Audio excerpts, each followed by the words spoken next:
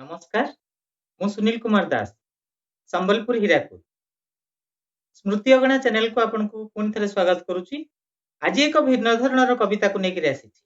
कविताटी शुणिले निश्चय आपन को भल लगे बोली आशा करुच्ची। तेबे आसंतु शुणिबा कविता वर्णमालांकर व्यंगोक्ति। सबुदिन भली से दिन मध्य मु जाइथिली प्रात भ्रमणे स्वच्छ सुंदर ओ सबुजिमा भरा प्रकृति राणी निरीक्षणे फेरिबा बाटरे थका मारिबाकू बसीगली गछ मूलरे भारी गहलिया गछटी सुंदर दिशुथिला फूल फଳରେ गहली चहली नथिला सेठारे नीरवता किए भांगिला जेमिति काहार कोलाहल शब्द श्रवण को मोर लंघिला चतुर्दिग नेत्र खोजी मो बुलिला निराश हेला से शेषरे स्पष्ट बारी हेला सेई शब्द शुणी वृक्षरे अदृश्य बेशरे वर्णमालार जे समस्त सदस्य आजी होइछंती एकाठी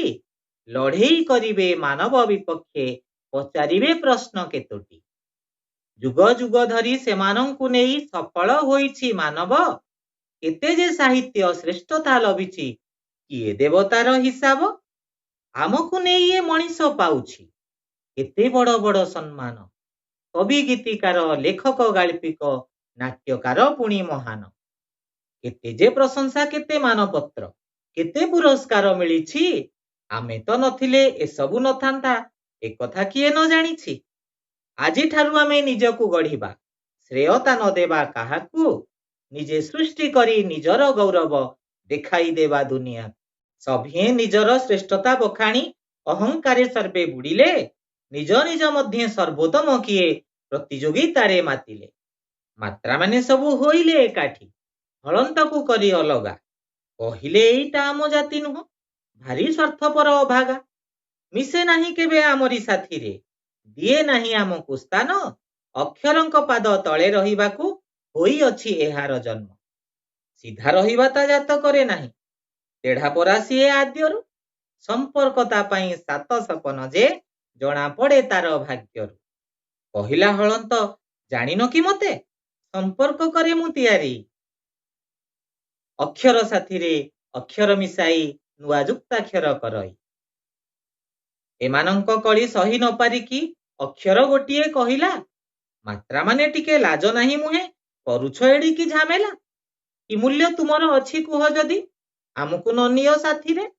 आम बिना तुमे निरर्थक सिना आमे तो स्वाधीन एथिरे देखिबा तुमर केते करामती आम बिना शब्द गढ़िल तुम बिना किंतु आमे शब्द होई देखाई पारिछु कमाल मानुछु एक कथा तुम बिना आमे होई पारिबुनी सुंदर सर्वे मिलिमिशी होई खुशीबासी गढ़ुछु शब्दर संभार गोटिए अक्षर भिड़ मध्य थाई गर्जन करिकी कुहई आजी ठारु आमे रचिबा साहित्य देवा दुनिया को देखाई आम पाई केते जस रजुछि ए मानव एई धरारे होई कालजयी सुसाहित्यिक पूजा पाउछि भी परारे चालो सर्वे मिसी प्रतिशोध नेबा एई मनीषर उपरे नीरवे शुणुछि आम कथा बसी कहिब सभिंक पाखरे जेउ पत्थर रे आसन जमेई नेउ अछि सिए विश्राम सेई पत्थर को छेचिता मुंडरे उड़ाई देबा तार प्राण दलबल होई माड़ी आसिले से पत्थर पाखकु रोसरे विनम्र भावरे पत्थर सभिंकु बस कला प्रेम फासरे बुझाई कहिला सुण भाई माने धैर्य हरा टिके न होई जहार हातरे आमर उन्नति तांकु मारी देबा किंपाई सेई नरपरा द्वितीय ईश्वर पाखे जार बुद्धि विवेक ए विचित्र धरा सुंदर जापाई से परा आमर मालिक क्रोधे जर्जरित अक्षर पचारे कि स्वार्थरे तोर पथर कि लाभ पाइछु स्वार्थी मनीषठु पारिबुकु देई उत्तर पथर कहिला नर नुहे से तो स्वयं नारायण संसारे जहाकु चाहिबे ता भाग्य बदले क्षणी करे तांको इच्छारे ओ पाख पत्थर ए मनीष पाई पूजा पाउ अछि मंदिरे सृजनी कलारे निहाण मुनरे नजर कला ता बंदिरे प्रतीक्षा करी मु चाहि रही अछि केबे आसीबी ता दृष्टि रे पत्थर पिंडरे प्राण संचरिब बदली जीव मो सृष्टि रे